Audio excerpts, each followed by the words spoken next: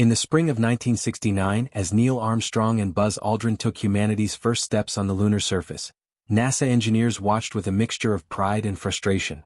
The astronauts could barely venture more than a few hundred feet from their landing module. Their bulky spacesuits, designed to protect them from the moon's lethal environment, made them awkward and slow. Every step required conscious effort in the moon's weak gravity. Every movement burned precious oxygen. And the fear of getting lost or running out of life support meant they stayed close to home. The Apollo 11 mission was humanity's greatest triumph, but it also revealed a fundamental limitation. On foot, astronauts were prisoners of proximity. The moon stretched endlessly in every direction.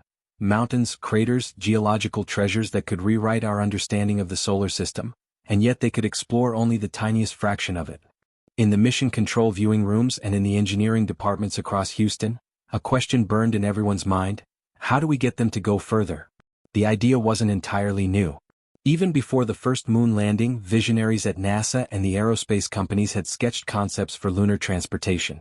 But these were often fantastical, tracked vehicles like tanks, enclosed cabins, even hopping machines that would bounce across the lunar surface. Most were too heavy, too complex, or too risky. The Saturn V rocket could only lift so much weight, and every kilogram mattered. The lunar module itself was already pushing the limits of what could be safely landed on the moon. But after Apollo 11's success, the pressure to expand lunar exploration intensified. President Kennedy's goal had been achieved. Now what? If NASA wanted continued funding, if they wanted to justify the enormous cost of the Apollo program, they needed to deliver real science. And real science meant getting astronauts to the interesting places. In 1969, shortly after Armstrong's small step, NASA gave the Marshall Space Flight Center in Huntsville, Alabama, a challenging assignment: design a vehicle that could extend astronaut range on the lunar surface. But there were brutal constraints. The vehicle had to fold up small enough to fit in the limited space of the lunar module's equipment bay. It had to be light enough not to compromise the mission's weight budget, no more than 210 kilograms on Earth. It had to survive temperature extremes ranging from -173°C in shadow to +93°C in direct sunlight. It had to function in hard vacuum, where conventional lubricants would evaporate instantly. It had to navigate terrain no human had ever seen up close: rocks, craters, slopes that could tip it over. And perhaps most challenging of all, it had to be so reliable that astronauts would trust their lives to it, because if it broke down far from the lunar module, they might not make it back. Oh, and NASA needed it ready in less than 2 years. The contract went to Boeing, America's aerospace giant, working with General Motors on the mobility systems. The team that took on the challenge was led by Ferenc Pavliks, a Hungarian-born engineer at GM who had been working on mobility systems for years. Pavliks had a reputation for solving impossible problems, and this was perhaps the most impossible yet. Pavliks and his team started with the fundamentals. The moon's gravity is 1/6 of Earth's, a blessing for weight but a curse for traction. Too much power and the wheels would just spin uselessly. Too little and the vehicle couldn't climb slopes or power through soft lunar dust. The vehicle needed to be stable enough not to flip over on uneven terrain, yet light enough to meet the weight requirement. The design that emerged was elegant in its simplicity and revolutionary in its execution. The Lunar Roving Vehicle, soon nicknamed the Moon Buggy, or simply the Rover, would be about the size of a compact car but weigh less than a motorcycle. It would be open to vacuum with no cabin or windows, because building a pressurized compartment would add impossible weight and complexity. The astronauts would ride in their spacesuits, fully exposed to the lunar environment. 4 wheels, each powered by its own electric motor, would provide redundancy. If one motor failed, the other 3 could still get them home. The frame would be aluminum tubing, chosen for its strength-to-weight ratio. And in one of the most ingenious decisions, the entire vehicle would fold up like a complex origami structure, allowing it to be packed into a triangular space on the side of the lunar module. But the real breakthrough was the wheel. You couldn't use rubber tires in space; they would crack and shatter in the extreme cold, or melt and outgas in the heat and vacuum. Solid wheels would add too much weight and provide poor traction. Pavliks and his team needed something completely new. The solution they developed was a masterpiece of engineering: a wheel made of woven piano wire. Titanium wire mesh, formed into a tire shape with aluminum ribs for support, creating a flexible yet strong wheel that weighed almost nothing. The mesh pattern would dig into the lunar soil for traction, while the springy nature of the wire would absorb shocks and help the wheel conform to rocks and irregular surfaces. Each wheel also got its own independent suspension system. Double wishbones with torsion bars, because on the moon, you couldn't predict what terrain you'd encounter. The suspension could handle impacts and slopes that would destroy an Earth vehicle, all while keeping the astronauts stable enough to maintain control. And each wheel could steer independently. This meant the rover could turn in its own length if necessary, crucial for navigating tight spaces between rocks and craters. The power system was another marvel. Conventional batteries would freeze solid in lunar night or overheat in lunar day. The team chose silver-zinc batteries, which could operate in extreme temperatures and provided excellent energy density.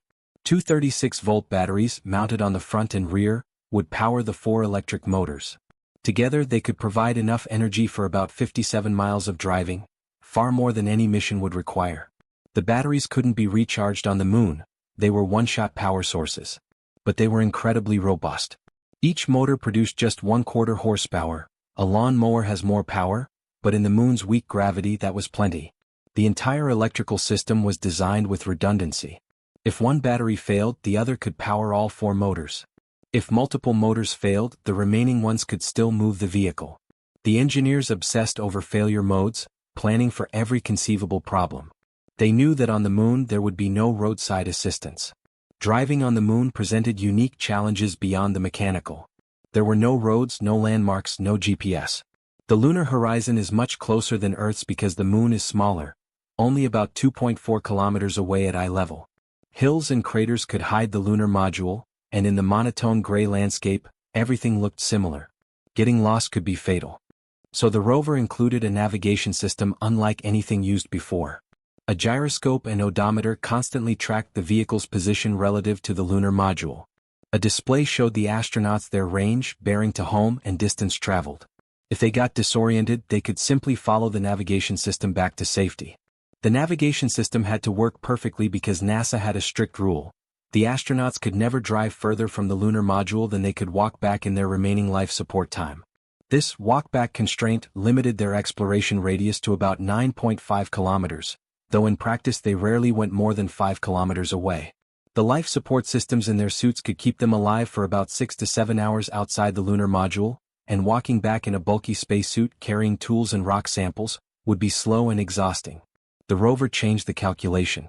What might take hours to walk could be driven in minutes. This meant that for the first time, astronauts could venture into territory that was genuinely remote from their landing site. The rover also carried something that would change how humanity experienced lunar exploration: a television camera. Mounted on the front, the camera could be controlled remotely by mission control in Houston. For the first time, people on Earth could ride along with the astronauts in real time, seeing what they saw, experiencing the moon vicariously. The camera could pan, tilt, and zoom, all controlled via radio signals that took just over a second to travel the 240,000 miles to the moon. The communications system, mounted on the rover, provided better range and quality than the backpack radios the astronauts carried. It became the astronauts' lifeline to Earth, allowing continuous conversation with mission control. This had practical benefits. Geologists on Earth could advise the astronauts about which rocks to sample, engineers could help troubleshoot problems, but it also had an immeasurable impact on public engagement. The Apollo 15 mission would be the first where the public could truly see the moon as the astronauts saw it, from the perspective of travelers rather than visitors. While the rover was being built, NASA faced another challenge: teaching astronauts to drive it. The Apollo 15 crew, Commander David Scott, Command Module Pilot Al Wardens, and Lunar Module Pilot Jim Irwin, would be the first to use the vehicle on another world. Scott and Irwin, who would land on the moon while Wardens remained in orbit, began training in 1970. But how do you train someone to drive in 1/6 gravity, in a bulky spacesuit, on terrain unlike anything on Earth? NASA built replicas of the rover and set up training courses in remote areas that resembled the moon, volcanic fields in Arizona, desert ranges in Nevada. The astronauts drove the trainers over rocks, up and down slopes, learning the feel of the vehicle. But everyone knew it wouldn't really be the same until they reached the moon. The astronauts practiced deploying the rover, which was critical. The vehicle would arrive on the moon folded up, and the crew would have to pull it out and unfold it. A process that involved releasing locks, unfolding panels, snapping joints into place, and ensuring everything locked properly. In the bulky spacesuits with limited dexterity, this was a complex choreography. They practiced until they could do it smoothly, but there was always the fear. What if something didn't unfold correctly? What if a pin jammed or a hinge stuck? On July 26, 1971, Apollo 15 launched from Kennedy Space Center. Aboard were David Scott, Al Wardens and Jim Irwin, along with the first Lunar Roving Vehicle. The mission had ambitious goals. Land near the Hadley Apennine region, one of the most geologically diverse areas selected for any Apollo mission, surrounded by mountains and a deep canyon called Hadley Rille. The landing site was chosen specifically because of the rover. Without it, such a complex terrain would be too risky. The interesting features were too far apart. With the rover, Scott and Irwin could explore the Rille, drive to the base of the mountains, collect samples from multiple geological formations. They could accomplish in 3 days what would have taken weeks on foot, if it were even possible. On July 30th, the lunar module Falcon touched down on the moon. Scott and Irwin rested, then began preparations for their first moonwalk. First priority, unpack and deploy the rover. The world watched via television as Scott pulled a lanyard, releasing the rover from its storage bay. The vehicle unfolded in stages. First the wheels dropped down, then the chassis extended, then the seats locked into place. Every joint, every hinge had to work perfectly. Back in mission control, engineers held their breath. It worked. Within minutes, the rover stood on the lunar surface, ready for its first journey. Scott climbed aboard, settling into the left seat. Irwin took the right. They tested the controls. The T-shaped hand controller that served as both steering wheel and throttle, the navigation display, the communication system. Everything checked out. Scott pushed the controller forward. The rover lurched into motion, its wire mesh tires digging into the lunar dust, sending up graceful rooster tails of powder that fell back to the surface in slow motion, without air to suspend them. They were driving on the moon. That first drive was cautious. Scott kept the speed low, getting a feel for how the vehicle handled. The moon's weak gravity made the rover feel bouncy, almost playful. When they hit bumps, the vehicle would leap upward, hang in the air for a moment, then settle back down. It was disconcerting at first. On Earth, such impacts would be violent, but here they were almost gentle despite the dramatic appearance. The steering was sensitive. On Earth, the rover would have been nearly impossible to flip over, but on the moon, with so little gravity pulling it down, it was theoretically possible to roll it if they made a sharp turn at speed. Scott was careful, making gradual turns, feeling out the limits. The destination for their first drive was Elbow Crater, about 2 kilometers from the landing site. On foot, such a journey would have consumed most of their excursion time, leaving little for exploration. With the rover, they reached it in minutes. Along the way, they stopped several times to collect samples and take photographs. The rover's cargo area held tools, sample bags, and the television camera. When they stopped, they could quickly unload equipment, collect rocks, and move on. The efficiency was remarkable. They were covering ground at a rate unimaginable on previous Apollo missions. But they also encountered the unexpected. The lunar surface, from orbit, looks relatively smooth. Up close, driving over it, they discovered countless small craters, rocks half buried in dust, slopes steeper than they appeared from above. Several times they had to detour around obstacles. The navigation system proved essential. In the monochrome landscape, with the horizon so close, it was easy to lose orientation. At Elbow Crater, they stopped and explored on foot, collecting samples from the crater rim. The rocks here were ancient, formed in the moon's violent early history. Scott and Irwin filled bags with samples while Mission Control watched via the rover's camera. Geologists on Earth radioed up suggestions about which rocks looked most interesting. Then they drove back to the lunar module, following the navigation system's bearing. The return trip was faster. Scott was gaining confidence. The rover had worked flawlessly. Over the next 2 days, Scott and Irwin made 2 more driving excursions, each more ambitious than the last. On their second trip, they drove to the edge of Hadley Rille, a canyon a mile wide and 1,200 feet deep. The terrain was challenging, slopes, rocks, and the constant awareness that they were driving near the edge of a massive drop-off. But the rover handled it. The independent wheel motors and sophisticated suspension let them navigate terrain that would have stopped any Earth vehicle. At the Rille's edge, they could look down into geological history, layers of rock exposed by whatever ancient process had carved the canyon. The third excursion was the longest. They drove to the base of the Hadley Delta Mountains. The drive covered nearly 13 kilometers total, taking them further from the lunar module than any astronauts had been. At the mountain's base, they found rocks unlike any collected before, samples that would later provide crucial evidence about the moon's formation. Throughout these journeys, the rover was more than just transportation. It was a mobile laboratory carrying scientific instruments, a place to store samples, a communications hub. The camera let mission control and the world see landscapes no human had planned to visit. Vistas that would have remained unknown without the rover's mobility. Scott later admitted that at one point, curious about the rover's performance, he deliberately accelerated to test its high-speed handling. The vehicle began to bounce and pitch, all four wheels leaving the surface. For a moment they were airborne, actually flying, in a sense, in the moon's weak gravity. Mission control was not amused, but it proved the rover's stability. Even when pushed beyond its design envelope, it remained controllable.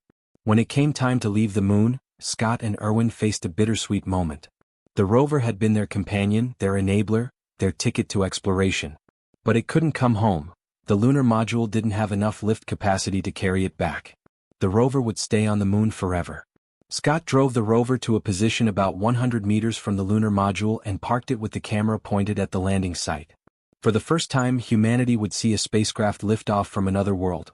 The camera, remotely operated from Earth, would capture the moment. When Falcon's ascent stage fired its engine and leaped off the moon, the camera tracked it for a few seconds before the spacecraft disappeared from view.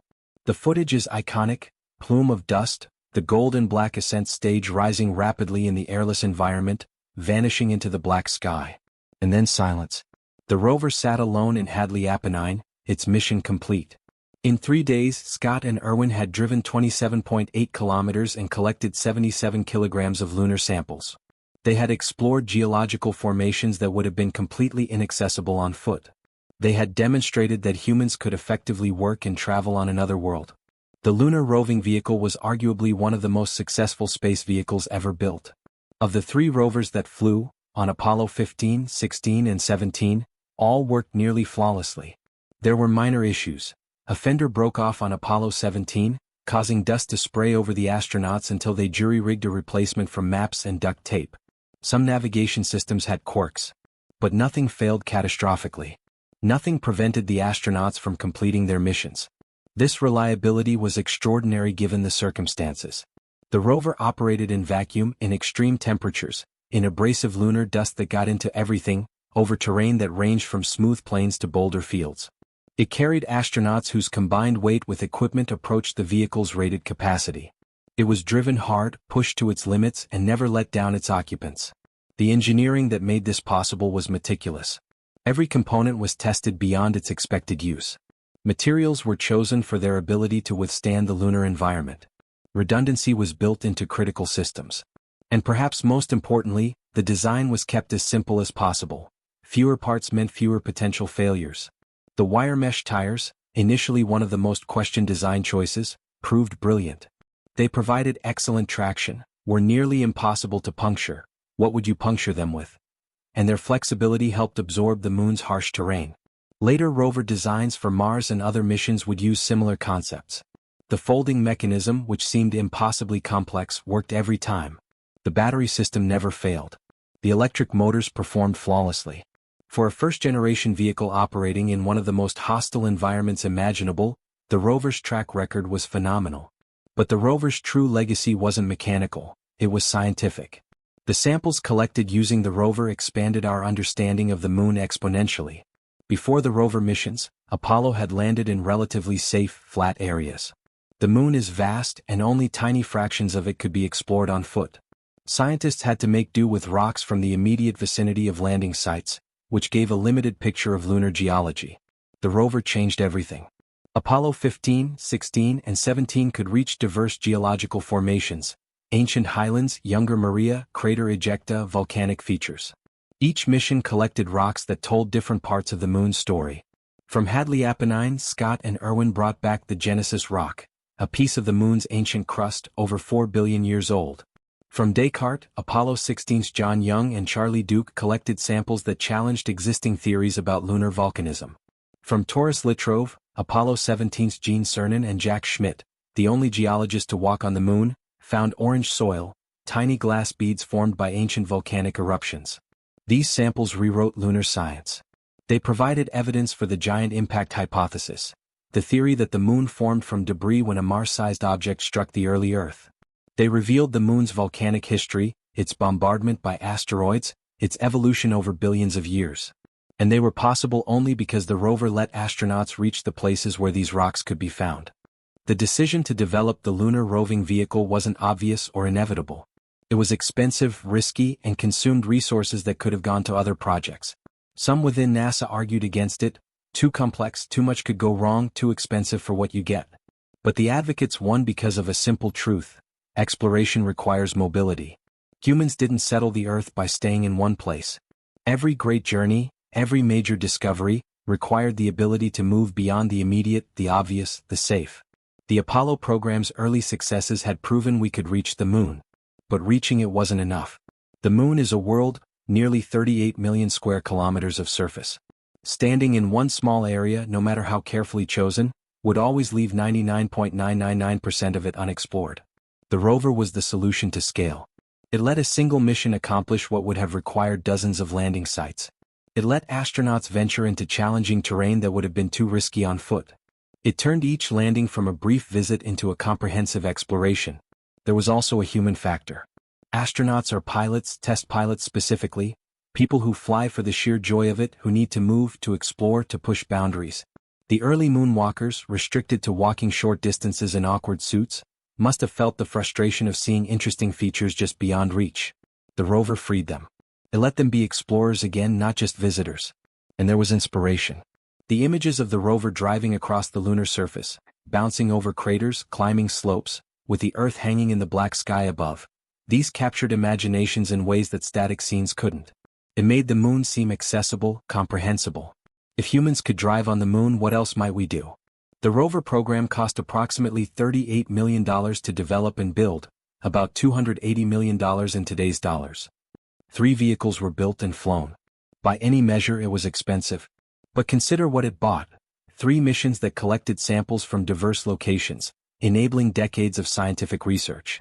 Proof that human exploration of other worlds was not just possible but practical.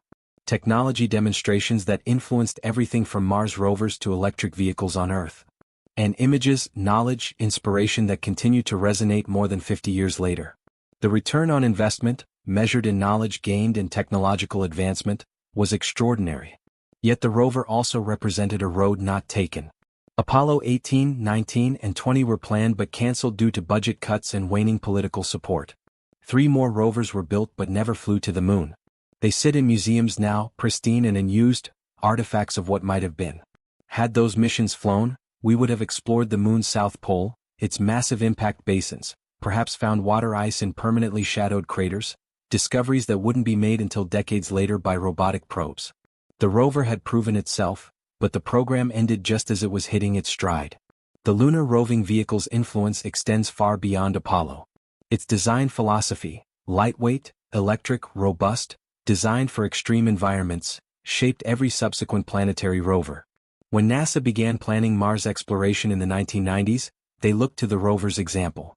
The Sojourner rover that landed on Mars in 1997 was much smaller, but used similar principles.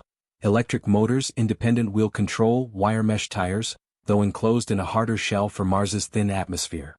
The Spirit, Opportunity, and Curiosity rovers that followed, though vastly more sophisticated, owed their conceptual DNA to the Lunar Rover.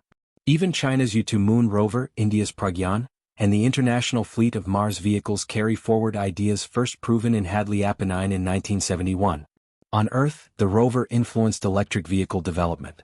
The idea that battery-powered vehicles could be reliable, powerful, and practical in extreme conditions helped shift thinking about electric transportation. While the rover wasn't the only influence on modern electric cars, it was a proof of concept that captured imaginations. Today, 3 lunar roving vehicles sit on the moon, precisely where they were parked in 1971, 1972, and 1972. Apollo 15's rover at Hadley Apennine, Apollo 16's at Descartes, Apollo 17's at Taurus Litrove. They are pristine time capsules. The moon has no weather, no erosion in the Earth's sense. There is no wind to blow dust over them, no rain to rust them, no animals or plants to break them down. Micrometeorites strike them occasionally, and the day-night temperature cycles stress their materials, but these are slow processes. The rovers could remain recognizable for millions of years. They sit in various states of repose.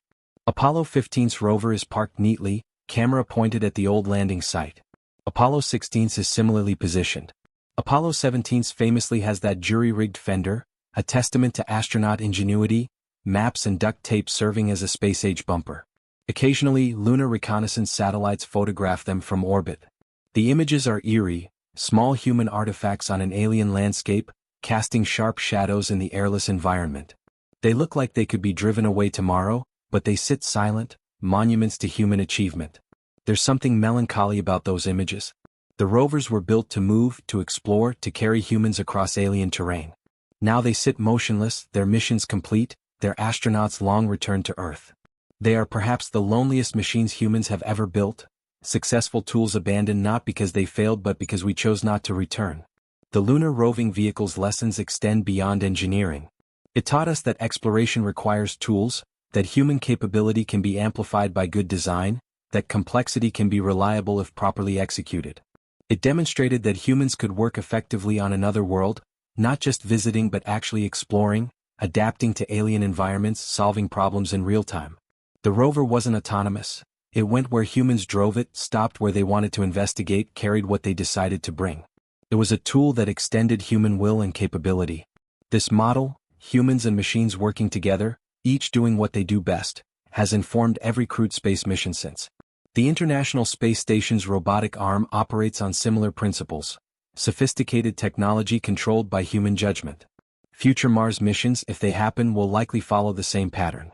The rover also taught us about limits. For all its capability, it could only go so far. The walkback constraint, the battery life, the terrain difficulty, these set boundaries on exploration. The moon is large, and even with the rover, the Apollo mission saw only tiny fractions of it. This lesson humbles us. Space is vast, and even with our best tools, we can only nibble at the edges. While 3 rovers bounced across lunar dust, 3 others never left Earth. Built as backups or for subsequent missions that were cancelled, they became museum pieces, teaching tools, relics of an era. One sits in the Smithsonian National Air and Space Museum in Washington, D.C.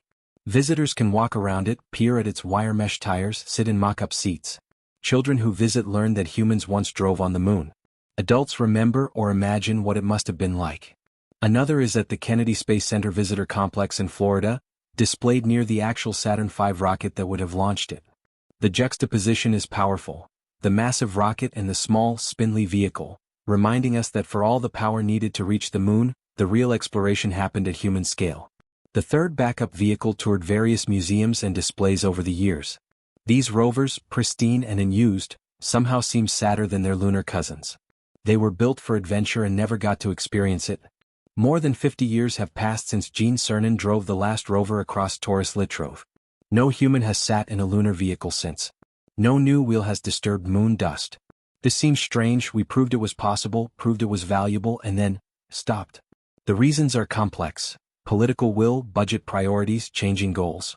The Apollo program was expensive, and by the early 1970s, with the Vietnam War dragging on and domestic issues pressing, lunar exploration seemed less urgent. The space shuttle promised reusable access to space, though it never delivered on that promise economically. There's also a psychological factor. Apollo achieved its goal, beating the Soviets to the moon.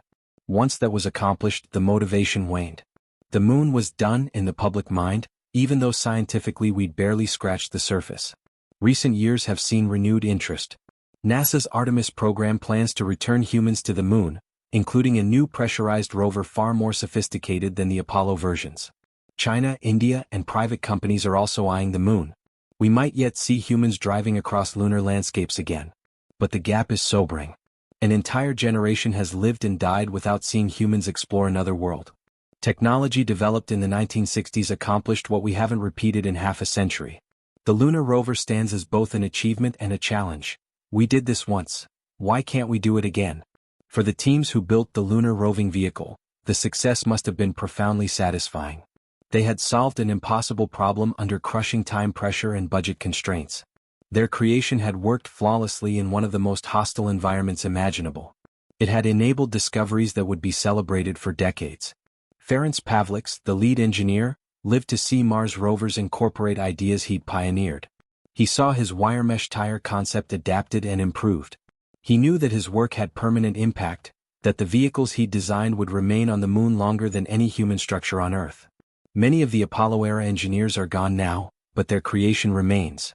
Every image of the rover on the moon, every sample collected with its help, Every lesson learned from its operation is their legacy. Engineering is often invisible. When something works well, people don't notice the complexity behind it. But the rover's achievement was visible. The world watched it work. For engineers who spent careers solving problems few would ever see or understand, the rover was a rare chance to have their work recognized and celebrated. There's a famous photograph from Apollo 16. John Young leaping into the air beside the rover, his suit white against the dark sky, the lunar module in the background. His feet are above the rover's seat. He's perhaps a meter off the ground, hung in the moon's gentle gravity for that fraction of a second when the camera shutter opened. The image captures something essential about the rover missions. Yes, they were serious scientific endeavors. Yes, they accomplished important goals. But they were also joyful. Driving fast enough to catch air, bouncing over craters, racing across an alien landscape, this was adventure, the kind of experience people dream about. The Apollo astronauts were test pilots, professionals, serious people. But they were also human, and the moon brought out a sense of wonder. The rover let them experience that wonder kinetically, not just visually. Movement, speed, exploration. These are deep human drives, and on the moon they could indulge them fully. In the dry language of mission reports, these moments appear as engineering tests or procedure verifications. But in the astronauts' voices on the recordings, you can hear the grin, the excitement. They knew they were living a dream. If Apollo had continued, what might we have discovered? The cancelled missions had ambitious targets. Tycho crater with its mysterious rays stretching across the lunar surface. Copernicus, one of the moon's youngest large craters. The Marius Hills, a volcanic complex unlike anything seen on previous missions. Each of these sites held scientific treasures. Each would have revealed new aspects of lunar history. And each would have required the rover's mobility to explore effectively. We know now, from orbital surveys and robotic missions, some of what those cancelled Apollos would have found. Tycho's crater floor has exposed ancient rocks from deep in the lunar crust. Copernicus's impact melted rock in ways that inform our understanding of high-energy impacts.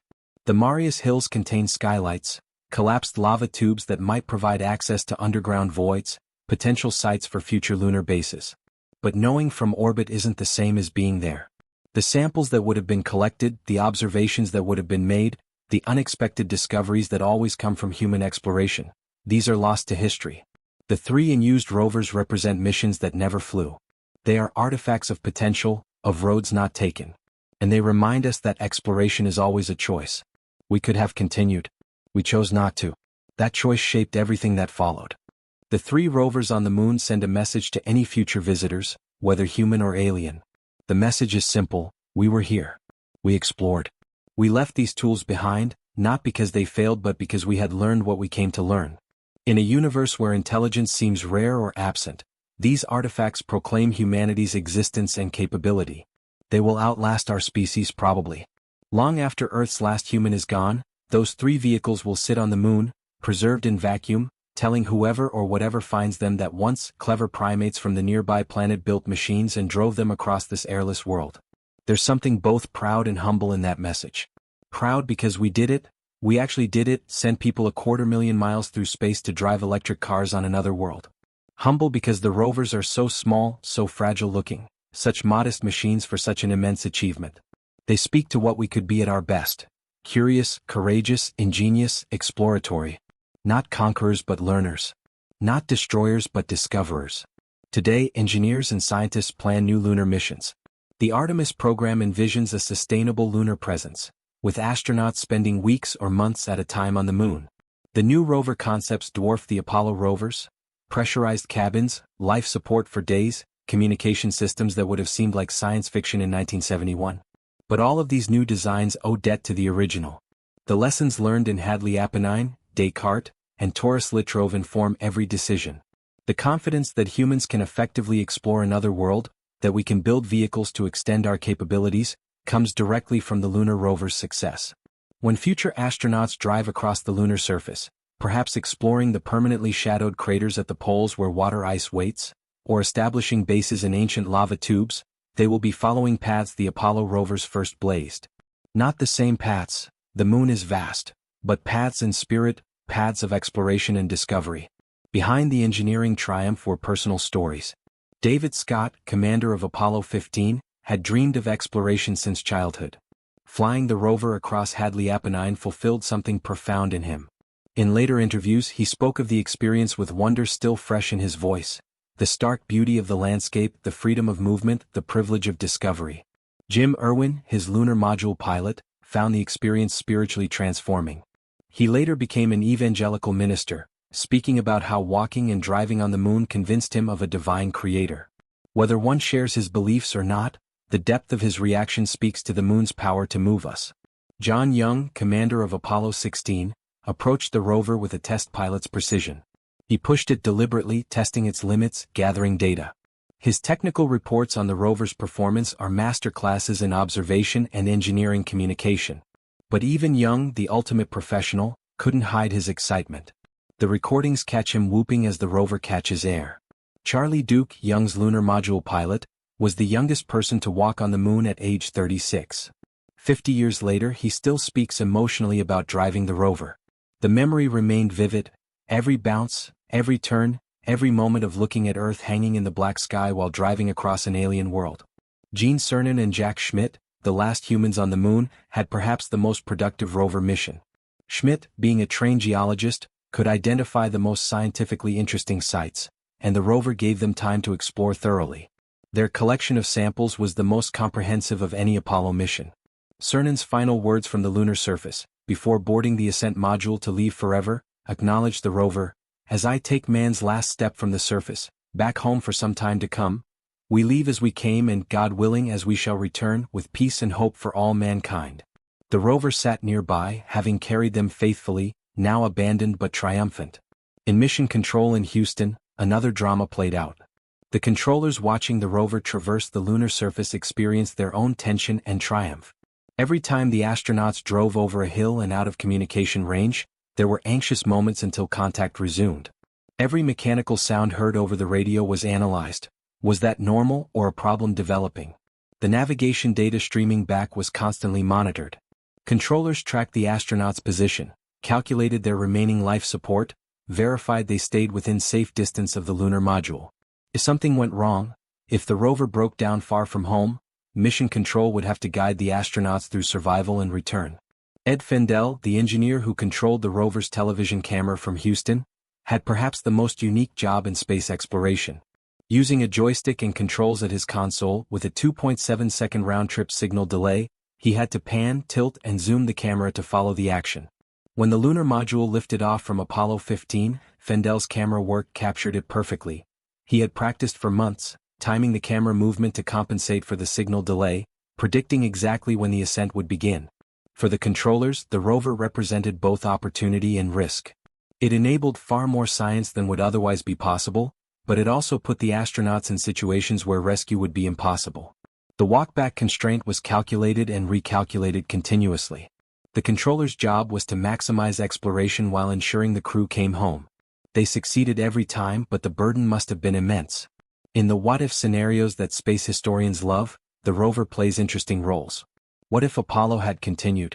What if budget cuts hadn't happened? What if public interest had remained high? With more missions, the rover might have evolved. Engineers had proposed upgrades, longer-range versions, models with enclosed cabins, even variants that could be left on the moon and used by subsequent missions. The infrastructure for lunar exploration was beginning to develop. Had Apollo continued, the moon might have accumulated a fleet of rovers, a network of exploration tools. Some proposals suggested leaving rovers at strategic locations, creating a transportation network. Future missions could land anywhere and drive to a cached rover, extending their range even further. The moon could have been crisscrossed with tracks, a web of human exploration. Other concepts were more ambitious. Nuclear-powered rovers that could operate through the 14-day lunar night. Pressurized vehicles where astronauts could remove their suits. Mobile laboratories with sophisticated scientific equipment. These designs existed on paper, some even reached prototype stages. They represented the next generation of lunar exploration. But it wasn't to be. The last rover drove its last meter in December 1972. The dreams of lunar exploration networks, of permanent bases serviced by fleets of vehicles, faded. For 50 years the three rovers sat alone. The rover captured popular imagination in ways other space hardware didn't. Rockets are impressive but distant, few people can imagine flying one. The lunar module was necessary but strange-looking, not relatable. But a car? Everyone understood a car. The image of astronauts driving on the moon made space exploration seem accessible. Children played with toy rovers. Science fiction imagined more advanced versions. The rover appeared in movies, on stamps, and art. It became an icon of the space age, second only to the Saturn V rocket and the lunar module itself. This cultural penetration mattered because it kept space exploration in public consciousness. Through the 1970s and 1980s, when NASA's budgets shrank and grand plans were shelved, the memory of the rover reminded people of what was possible. It was proof that space wasn't just about rockets and robots, it was about people exploring, adapting, making use of alien worlds. The rover also inspired engineers and scientists. Many who saw it as children went into aerospace, determined to build the next generation of exploration vehicles. The lineage is direct. The people who design Mars rovers often cite the Lunar Rover as inspiration. The people planning future moon missions remember the Apollo rovers with reverence. Some technical aspects of the rover deserve deeper examination because they represented genuine breakthroughs. The electric motors, for instance, were specifically designed for vacuum operation. On Earth, electric motors rely on air for cooling. In vacuum, heat has no way to escape except through radiation, a slow process. The rover's motors had to be engineered to operate within safe temperature ranges without air cooling. This required careful material selection, bearing design, and thermal management. The electronics had similar challenges. Semiconductors behave differently in vacuum and extreme temperatures. The navigation system's computer was primitive by modern standards. It had less computing power than a modern calculator, but it was robust and reliable. Every component was tested to destruction to understand failure modes. The aluminum frame was a masterpiece of structural engineering. It had to be light but strong enough to handle not just the weight but the dynamic loads of driving over rough terrain. The engineers used stress analysis and testing to optimize the design.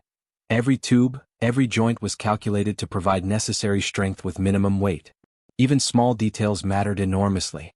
The seats were simple mesh webbing, but the mesh had to be woven just right to provide support without being uncomfortable through the spacesuits. The hand controller had to be operable while wearing pressurized gloves. The force required to move it, the tactile feedback it provided, everything was carefully calibrated. This attention to detail across every system, every component, is why the rover worked. Space exploration allows no shortcuts.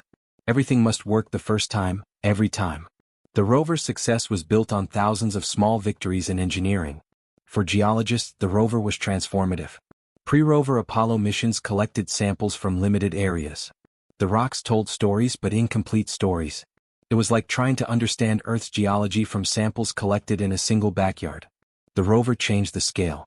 Suddenly, geologists could sample from multiple locations, from different geological units, from features kilometers apart. The diversity of samples increased dramatically. And crucially, the geological context was better understood. Astronauts could see the relationships between different rock formations, could understand the landscape's history. One example, the Genesis rock found on Apollo 15. This ancient sample of lunar crust was discovered at a location called Spur Crater, about 5 kilometers from the landing site. Without the rover, Spur Crater would have been completely inaccessible. The rock revolutionized understanding of the moon's early history. Its discovery was possible only because the rover let astronauts explore widely and stop at promising locations. Similarly, Apollo 17's discovery of orange soil, actually ancient volcanic glass beads, came from a site 7.5 kilometers from the landing site. Geologist Jack Schmitt spotted the unusual soil and immediately recognized its significance. The rover made that moment possible. Post-Apollo analysis of samples collected during rover missions continues today. Modern analytical techniques, inconceivable in the 1970s, are applied to these rocks. Each year brings new discoveries from 50-year-old samples. The rover's legacy includes not just the rocks it helped collect but the ongoing science they enable. One challenge the engineers didn't fully anticipate was lunar dust. The moon's surface is covered in fine powder, created by billions of years of meteorite impacts. This dust is not like Earth's sand, it's sharp, abrasive, and electrostatically charged. It sticks to everything. The rover's wire mesh tires threw up dust as they drove. Without air, the dust didn't billow, it followed ballistic trajectories, arcing up and falling back down. But some of it landed on the rover, on the astronauts, on equipment. The dust got into joints and bearings. It coated the camera lens, degrading image quality. It was impossible to clean, brushing just moved it around. On Apollo 17, the rover's rear fender extension, A simple strip designed to keep dust off the astronauts broke off.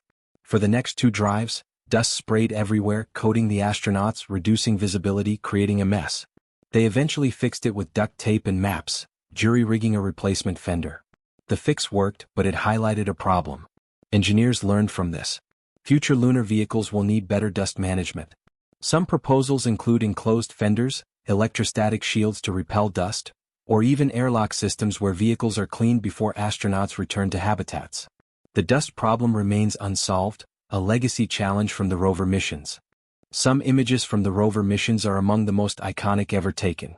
The high-resolution camera mounted on the rover captured scenes of alien beauty: mountains rising from crater-pocked plains, the Earth hanging over stark horizons, the rover itself framed against landscapes untouched by time. One photograph, taken during Apollo 17, shows the rover in the foreground with the lunar module and Earth visible behind it. The composition is perfect. Human technology on an alien world with our home planet suspended in the void. The image encapsulates everything about space exploration: the audacity, the loneliness, the profound displacement of standing on another world looking back at our own. Another famous image shows the rover's tracks stretching across flat terrain, parallel lines in the dust that curve gently toward the horizon. The tracks are the only sign of human presence. Otherwise the scene could be anywhere, anytime, untouched for billions of years. But those tracks prove we were there, that we moved, that we explored. These images have power beyond documentation. They inspire, provoke wonder, remind us of achievement. They are cultural artifacts as much as scientific records.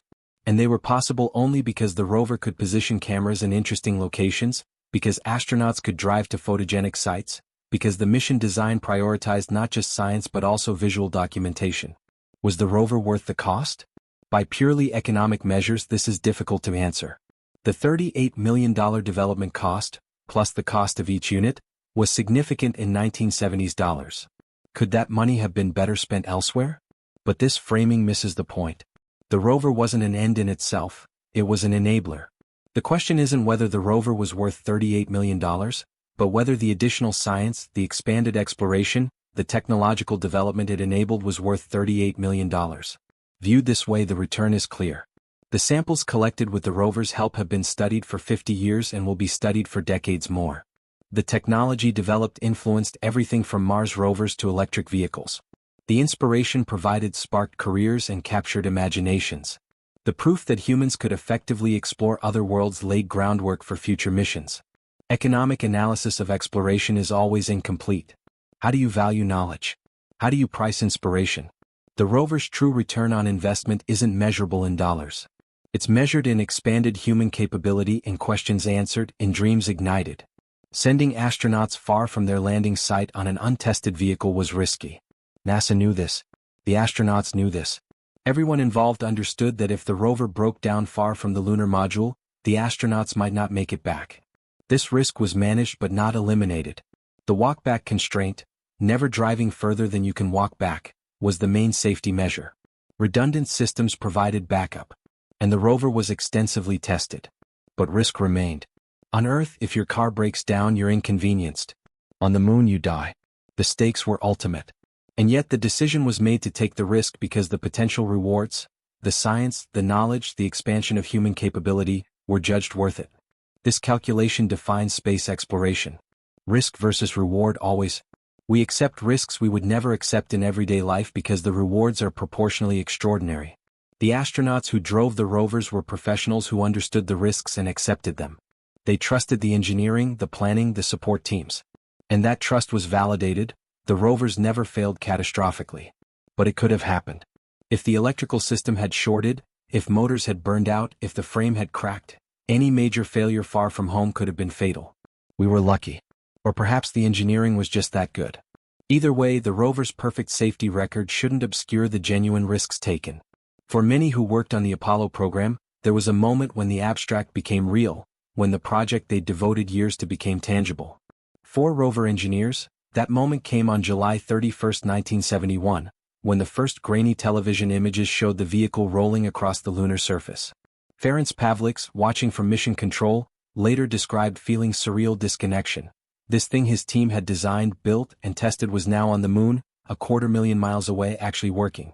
The years of calculations, arguments over design choices, late nights debugging problems, stress tests that broke prototypes. It all came down to this: their creation moving across an alien world, doing exactly what it was supposed to do. For the technicians who had assembled the rovers, torqued every bolt, tested every circuit, there must have been intense satisfaction. Their work, their attention to detail, their refusal to accept anything less than perfection, it mattered. Lives depended on their work, and their work held up. For the managers who had defended the program, argued for funding, insisted on the rover's value despite skeptics, vindication. They had been right. The rover was worth it. These moments of validation are rare in any field. Most work disappears into anonymity. But the rover's success was public, documented, celebrated. Everyone who contributed could point to those images and say, "I helped make that happen." Today, as new lunar missions are planned, the spirit of the rover lives on. The Artemis program's mobility concepts are far more advanced. Pressurized rovers that are essentially small spacecraft on wheels, capable of sustaining astronauts for weeks during long-range expeditions. But the basic idea is the same: give humans wheels and they can explore exponentially more territory. These future rovers will likely be reusable, serving multiple missions. They might be stationed permanently on the moon, maintained and upgraded over years.